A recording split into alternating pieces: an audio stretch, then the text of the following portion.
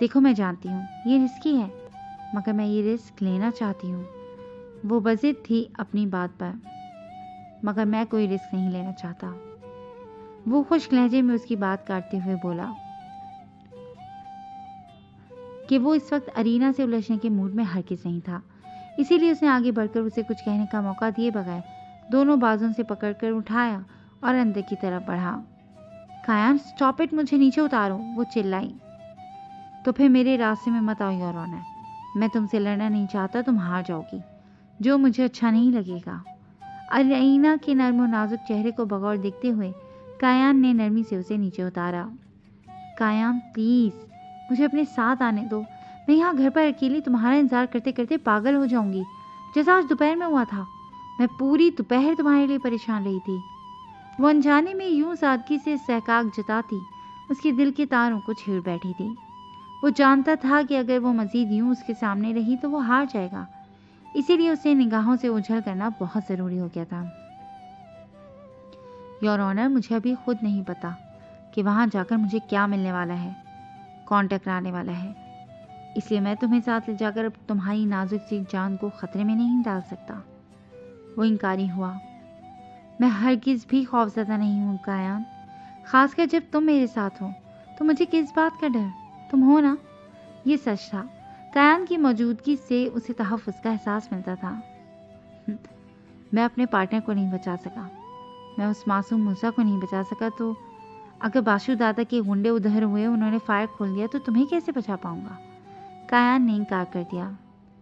मगर तुम मुझे अपने घर से भी बचाकर ही इधर लाए हो, अरीना ने याद दिलाया। हाँ, मगर हर बार किस्मत हमारा साथ दे ये मुमकिन नहीं, और मैं वैसे भी किस्मत पर भरोसा करने वालों में से नहीं हूँ। अब उसे अरीना पर गुस्सा आने लगा था। आखिर मुझे इससे बहस करने की ज़रूरत ही क्या थी। उठाकर अंदर कमरे में बंद करके चले जाना चाहिए था। कायान का दिमाग अब पकने लगा था। और सबसे अहम बात यह है कि तुमने कहा था कि बाशु दादा अपने केस के इख्तिताम तक मुझे नहीं मार सकता, बल्कि वो मुझे जिंदा रखना चाहता है। तो सोचो, अगर मैं तुम्हारे साथ होंगी तो उसका कोई भी आदमी हम पर गोली नहीं चलाएगा। अरीना ने सोच समझ कर एक और वजह बयान की। सीरियसली, कायान ने उसे घूरा।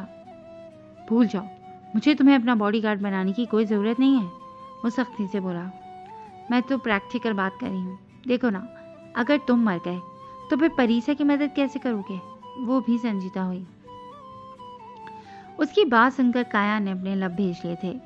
वो उसका खौफ समझ गया था। उसने अपनी आंखें बंद करके सर झटका। उसे साथ ले जाना, वो भी रेड लाइट एरिया के इलाके में, जहाँ रातें जागती थीं और हर तरह की शराबी बदमाश किस्म के लोग होते थे, हरगिज़ भी मुनासिब नहीं था। मगर वो एक अड़ियल जिद्दी औरत थी, बिल्कुल उसके जैसी, मेरे जैसी। उसने चौंक कर अपनी आंखें खोली। मेरे ख्याल से हम डिनर टेबल पर ये सेटल कर चुके थे कि तुम मेरे साथ नहीं जाओगी, तो फिर अब ये फजूल की बहस करके मेरा वक्त क्यों बर्बाद कर रही हो योर ऑनर। वो 2 कदम आगे हुआ और अरीना को गर्दन से पकड़ लिया। वो थर्रा कर रह गई थी। ये साइको आदमी शायद गुस्से में आकर उसका मर्डर करने वाला था। वो उसके नज़दीक खड़ा उसको गर्दन से पकड़े उसके चेहरे पर नजर जमाए खड़ा था। उसकी सांसों की तपिश अरीना का चेहरा झुलसा रही थी, मगर वो भी भला की जिद्दी थी, सांस रोक के चुपचाप खड़ी थी। मैं इंचार्ज हूँ इस केस का और सारे फैसले सिर्फ मेरे होंगे। उसने ठहर ठहर कर एक एक लफ्ज़ उसकी सब झील सी आंखों में झांकते हुए अदा किया था। अरीना, पहली दफ़ा कायान ने उसका नाम लिया। कहो कि कायान, तुम इंचार्ज हो और सारे फैसले तुम्हारे होंगे। कायान ने उसकी गर्दन पर दबाव बढ़ाया। नहीं, अरीना के लब हिले। नहीं। कायान ने अबरू उचका कर उसे देखा तो अरीना ने तेजी से अपनी गर्दन पर रखे उसके भारी हाथों को पकड़ते हुए उसे जोर से किक मारने की कोशिश की, पर वो भी एक काया आदमी था। सेकंड्स में उसे अपनी मजबूत गिरफ्त में लेकर उस पर काबू पा गया था। स्टॉप, वो उसके कान में गुर्राया। उसके लब अरीना की कान की लौ से टच हुए थे। अरीना की महक उसका सारा गुस्सा गायब करने लगी थी।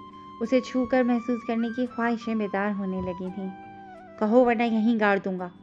वो उसे अपने हवासों से उतारता हुआ उसकी गर्दन पर हल्का सा दबाव बढ़ाते हुए बोला। वो जान चुका था